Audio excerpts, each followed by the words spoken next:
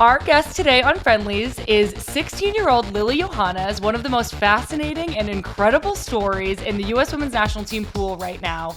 She just recently got called into her first U.S. Women's National Team camp during the SheBelieves Cup, in which Lily took home a SheBelieves championship. Lily is from Springfield, Virginia, just outside of Washington, D.C., but she and her family moved to the Netherlands when she was 10 and she joined Ajax.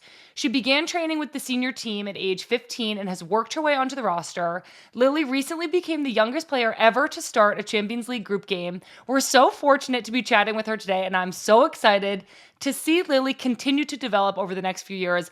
I really can't even imagine being 16 and already having the skill and experience that she's acquired on the field. Lily, thank you so much for being here and welcome to the women's game.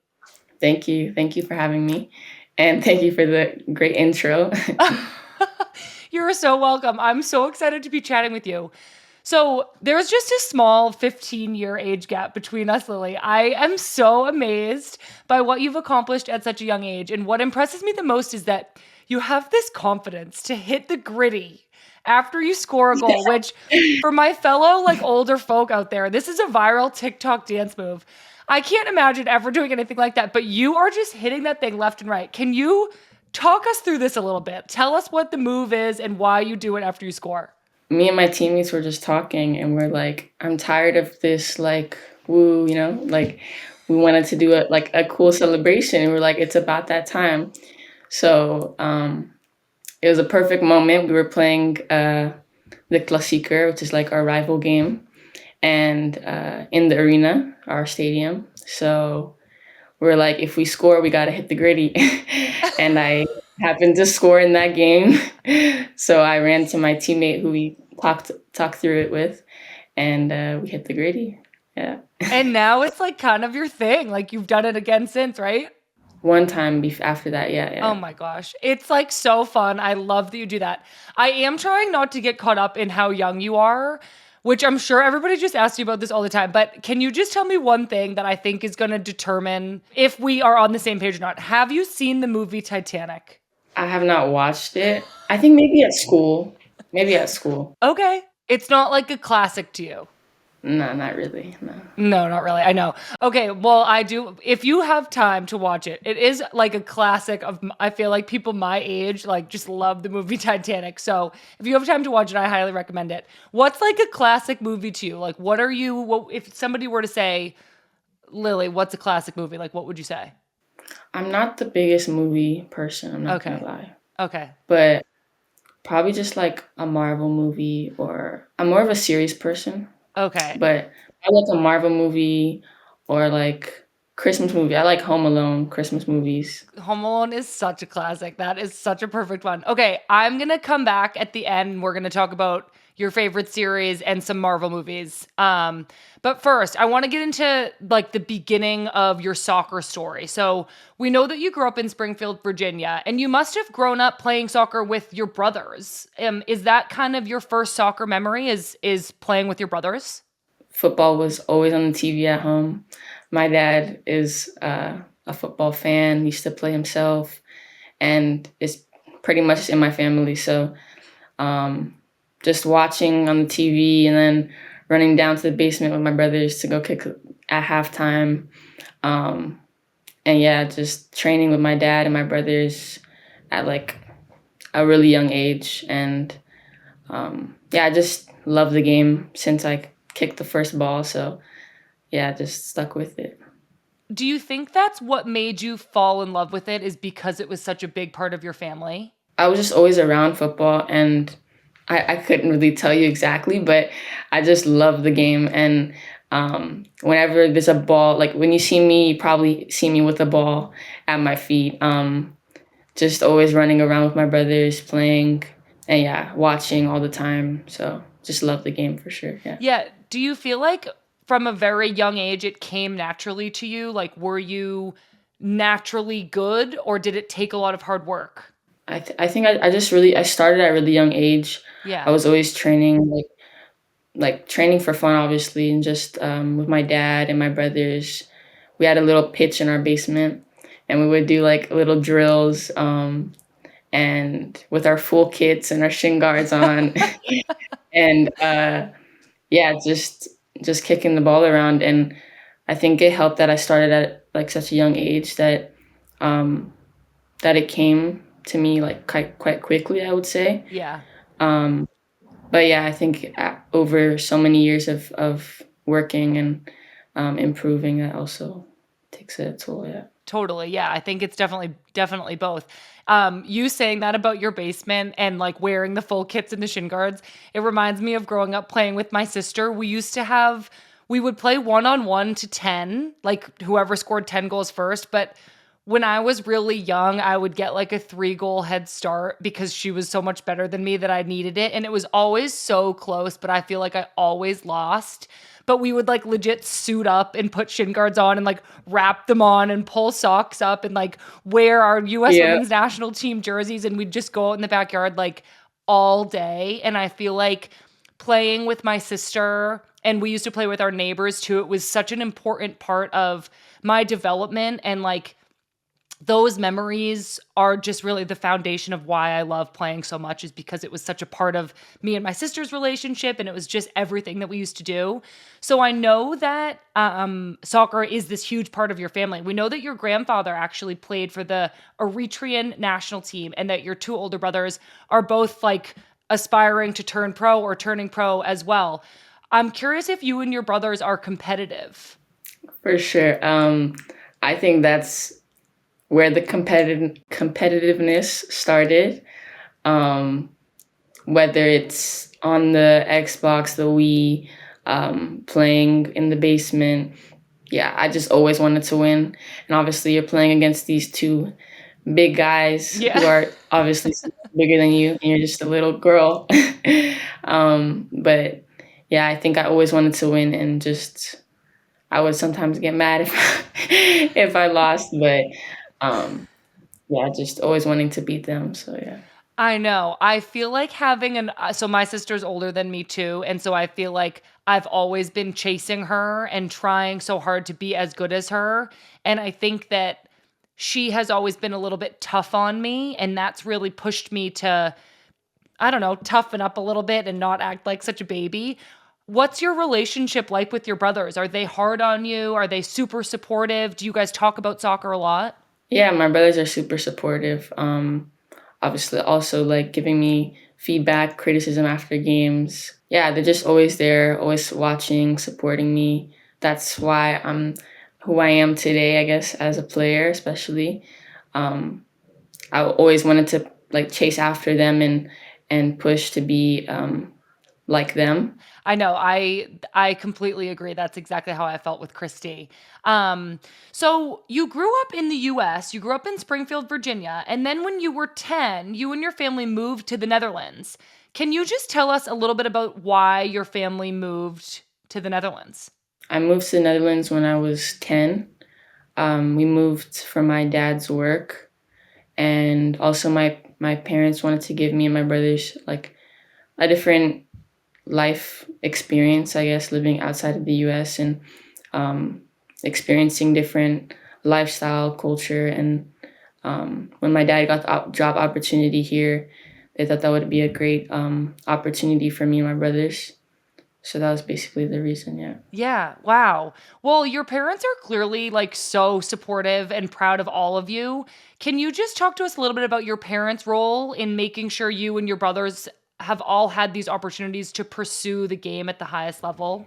Yeah, my parents just they're always there for me and my brothers since the beginning till now, and always literally, whether it's on the sideline, at home, school, just literally everything.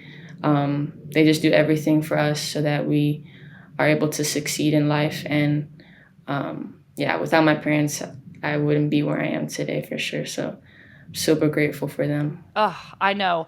I grew up in Massachusetts, and I remember my club team used to travel like all up and down the East Coast to go to club tournaments on the weekends.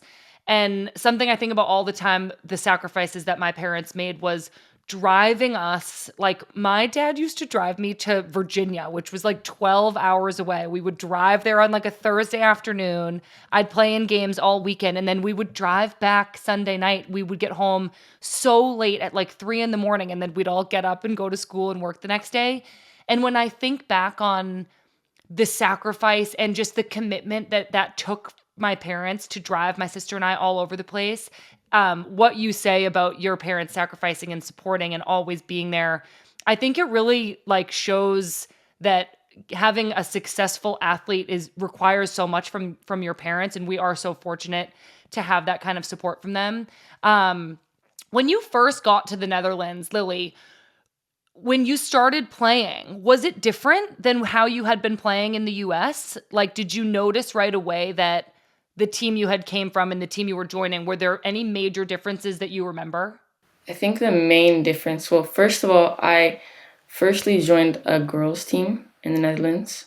And well, in the US, I was always playing in girls' teams and here and there playing with the boys, with my brother's teams, or training with the boys.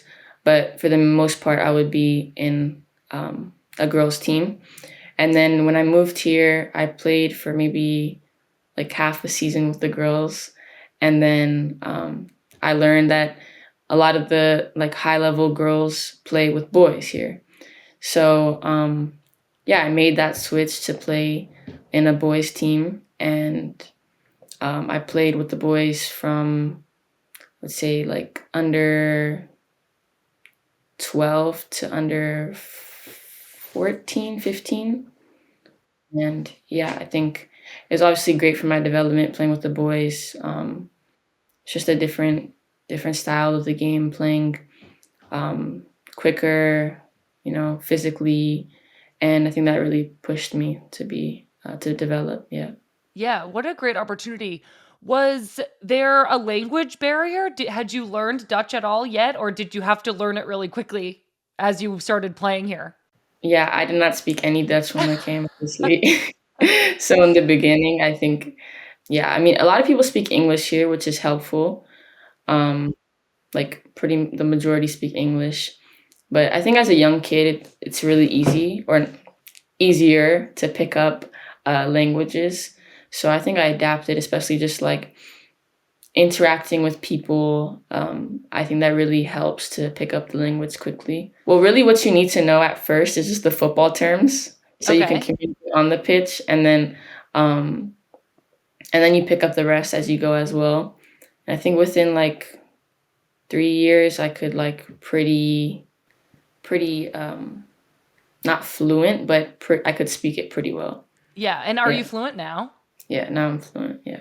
That's so cool. Wow. Okay, so that brings us to your early days with Ajax. So, for any listeners who might not know, Ajax is the most storied club in the Netherlands. They are known as the club who really started the total football movement, which has had such a lasting impact on the game across the world.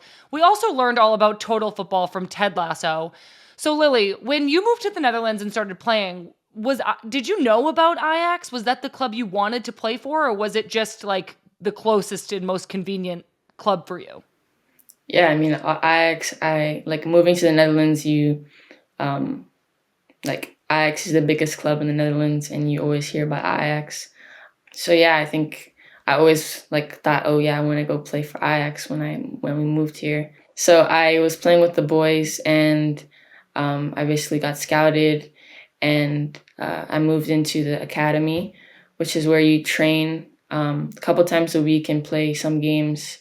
Um, while playing still with your boys team. So it's like a mix. And yeah, when I was 15, yeah, 15, I was selected to move from the academy into the full like reserve team. Um, and yeah, there I joined, I was like the youngest on the team. I was 15 playing, it was like the reserve team. So basically under 19, under 23 kind of. Um, and yeah, after about 5, 6 months, I was told that Ajax like liking how I'm developing, and they see a plan for me moving into the first team. So yeah, that was obviously a great moment to hear, and that they want to give me a contract. So yeah, I was training with the first team during that season, and then I signed, and the following season, this season, yeah, it's been a great first year. So yeah. Oh my gosh, amazing. So, just to clarify, so you were playing for a boys club team, and then Ajax's academy, was that with so then did you start training a few times a week and playing games with the girls academy? Yeah. And also you'd go back and play with your boys club team until Ajax said we want to sign you, and then you started training with the senior team eventually. Yeah, firstly, it was the like academy where you train Yep. and you play some games, and Yep. then it's called like the Belofte Jong. And that's Okay. basically like the reserve team, which is Oh, when okay. you fully come into um the Ajax like full plan training every day Got and it. playing games like, and then you leave your boys team basically aside. Okay, I see. I see. Wow. That is so exciting. So, when you were told that Ajax wanted to sign you to a contract, how did you and your family react? Yeah, that was just an amazing moment. I think obviously being in the reserve team, um, you have goals to set to make your way into the first team, and that it came that quickly is just amazing. And I think it was just joy and excitement from myself and my family. So, you made your first start for Ajax in September of 2023 in a Super Cup game when Ajax played Twente. What are your memories from that first game? Yeah, I was pretty, I mean, pretty nervous. I think we were playing against like our not like kind of rival Twente, and yeah, it was just exciting. Obviously, hearing that you're starting in your first match, and yeah, I ended up playing the full 90, and yeah, it was just a special moment. Walking up to the field, seeing my family in the stands, and yeah, it was just really a dream come true to make my debut, and yeah, just a really special moment for Oh, sure. that is so cool. So in your first professional season, as of the time that we recorded this, you've played in 26 games, you've scored 4 goals and have 5 assists. Do you ever think about how crazy it is that you're so young to be playing at this level and having such success? Or are you kind of unfazed by your age and you're just like, this is what I want to do and I'm doing it? Yeah, I don't really think about my age, to be honest. I just love playing the game, and every time I step on the pitch, I just want to do the best I can, and yeah, I'm just enjoying it. Really, I don't really think too much about my age. Wow. Okay, I want to talk about Champions League really quickly. So, in November of 2023, you became the youngest player to ever start a Champions League group stage game when you lined up for Ajax against PSG. So, when I played at Man City, I remember making my Champions League debut. It kind of just hit me all at once that I was like finally here and finally going to play in Champions League. But I was like 28 or 29 years old at the time. I was not your age. But it was so exciting and cool to think I finally get to play in one of this, like the most elite tournaments in the world. And my Man City team, we were playing away in Sweden and we went down a goal like almost immediately. And the whole thing like flashed before my eyes. I was like, oh my God, I'm only going to get this one chance to play in Champions League and we're going to ruin it right away. But we were able to come back. We won that game. I actually scored a goal. And then the next leg we won as well. So we ended up going through to the next round. But it was such an incredible example of the tournament. Like anything can happen. It's such high stakes. The competition is just so tough, the away and home legs. It was such a memorable first experience. So I want to ask you about yours. Had you always dreamed of playing in Champions League? Of course, for sure. I think Champions League is just that. I don't know. It's just a different vibe. It's just so special. Just watching it. I've always watched Champions League as a kid, and always dreamt of playing in the competition. So yeah, to be able to play in Champions League was really special and unbelievable experience. Yeah, as you're walking out onto the field for your first Champions League game, was anything going through your mind? Do you talk to yourself in big moments like that? Were you telling yourself anything? can't remember exactly what I was thinking, to be honest. I think I was just taking it all in, especially like the first group stage matches. I think because we were playing in the stadium and at home in the group of death, what people call it, against PSG. So it was just, yeah, just taking it all in, just looking around me. When you hear the anthem, especially, that it's just a crazy vibe. So Oh my gosh, that is so cool. I know hearing the Champions League music is always like, "Oh my god, this is really happening." That's so cool. exactly, yeah. It's amazing. So your Ajax team ended up playing Chelsea in the quarterfinals, and you narrowly lost over the two legs. But in the first leg of the quarterfinal, Lily, you got a yellow card. It was your third yellow card in the tournament to that point, so that meant you were going to have to miss the second leg of the Chelsea matchup. Do you remember that moment? And can you just talk us through the emotions that you felt when you realized you'd have to miss the second leg? Yeah, that was obviously a difficult moment. I think I knew I had two yellow cards already, and going into the game, just trying to, yeah, obviously play my game and not think about it, but at the same time, not making any like unnecessary like to pick up another yellow. But yeah, I think if you see my reaction when it happened, I think that speaks for itself, my like emotions. But yeah, I think if you saw like my teammates just telling me to like just keep playing, and I just try to switch my mind and not think about it and um, finish the game off strong. So yeah.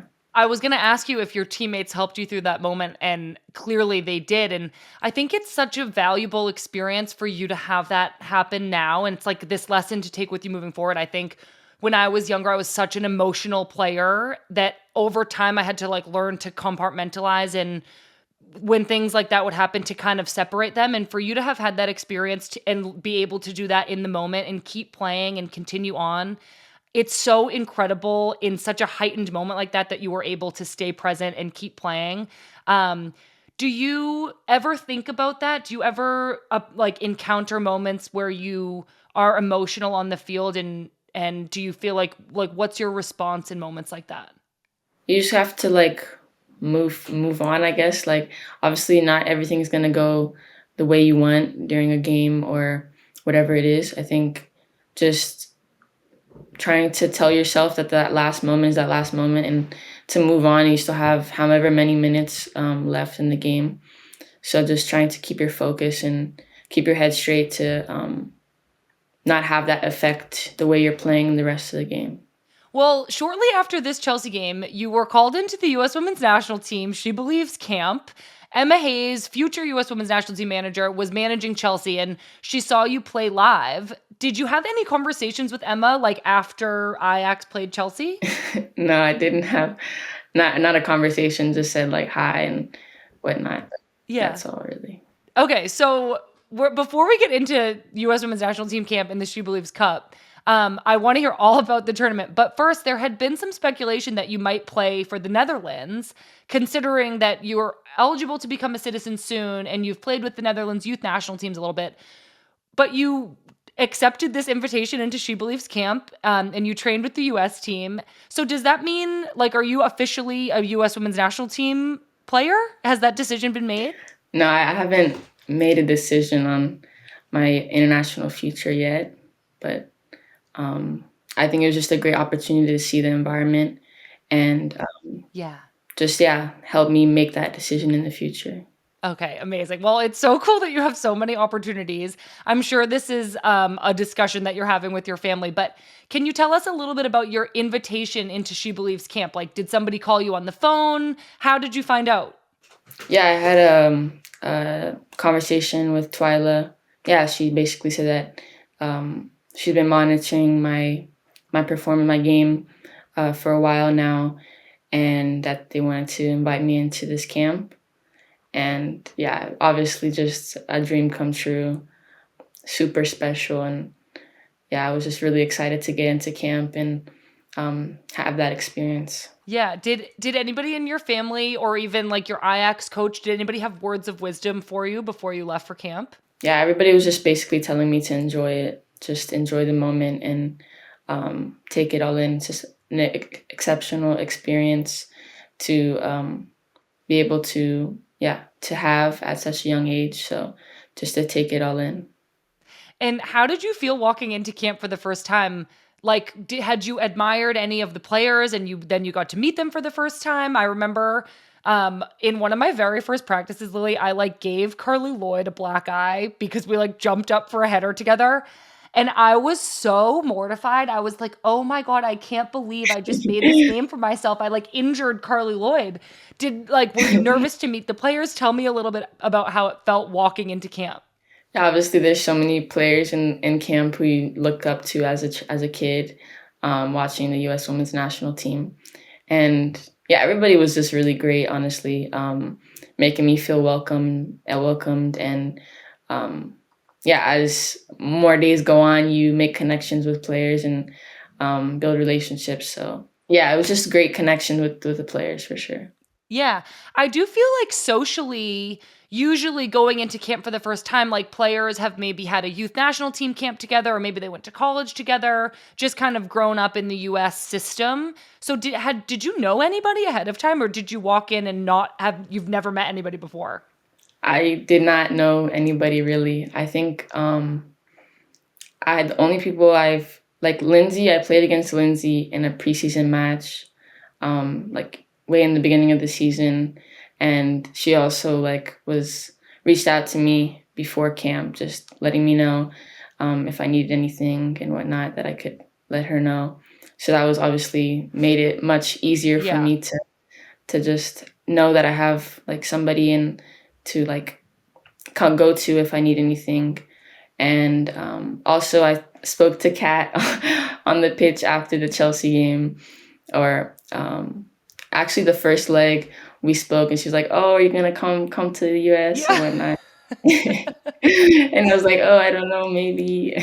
And then I got the call, um, and then the second leg, she was like, "Oh, congrats!" And also, it was her comeback to camp, so Oh, that's yeah, that was right. nice. Oh, that's so cool. So Yeah, that's Kat Macario, U.S. Women's National Team forward, and she plays on Chelsea, like you said. And then you were also talking about Lindsay Horan, who typical yeah. captain reached out to you ahead of time. That is so nice of her.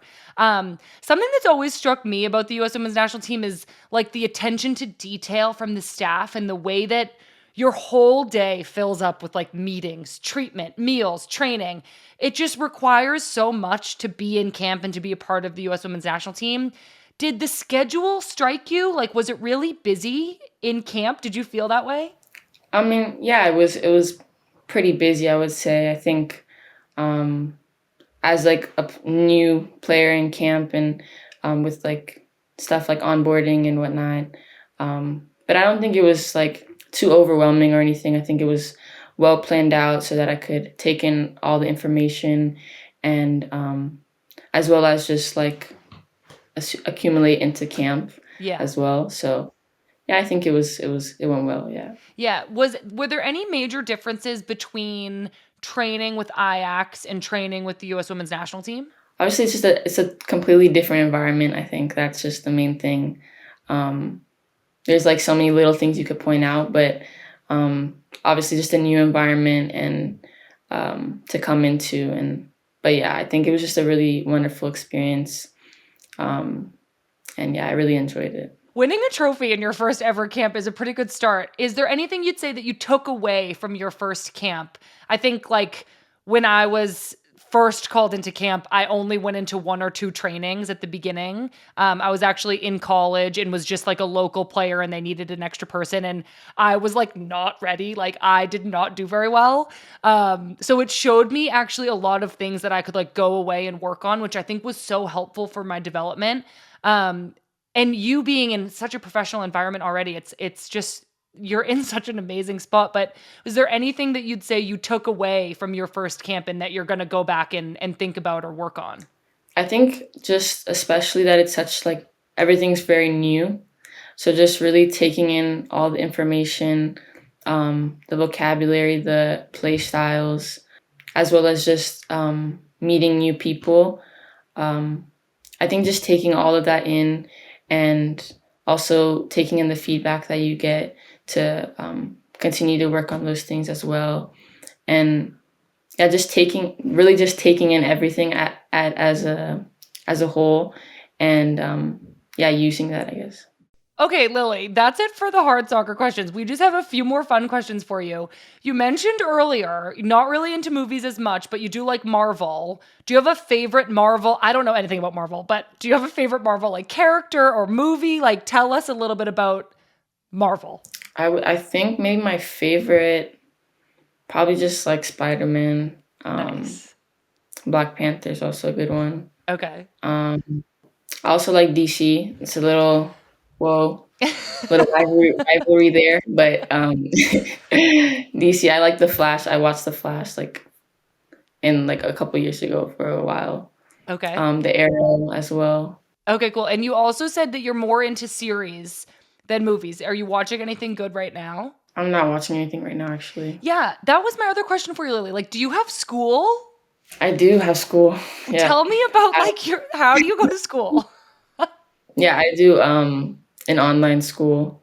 That's what I'm at. There's a school at Ajax that like all the academy players go to basically. And yeah, I go there, but I do my own like online while I'm present there. Okay. So what does like a typical day look like? Typical day, wake up, go to training.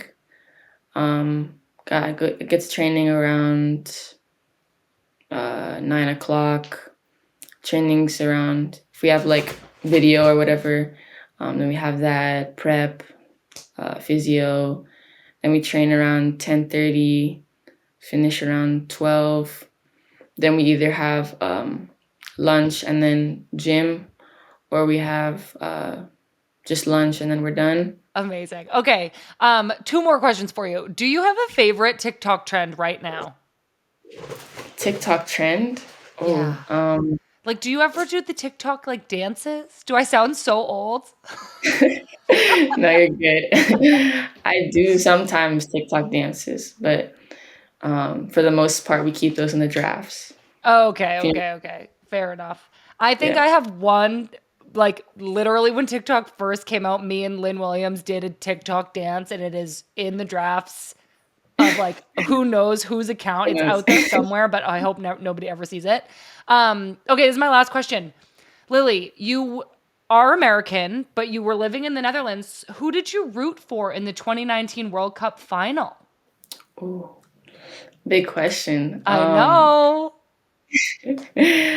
I was reading. Um, You're I don't know what to stumped. say. You're I don't know what stumped. to Were say. you rooting for the Netherlands? I was okay. I was rooting for the U.S., but at the same time, I was with like teammates and stuff, Yeah. so I couldn't like really, really root. You know what I Yeah. mean? I get it. I hear So you. It's yeah, tough. yeah.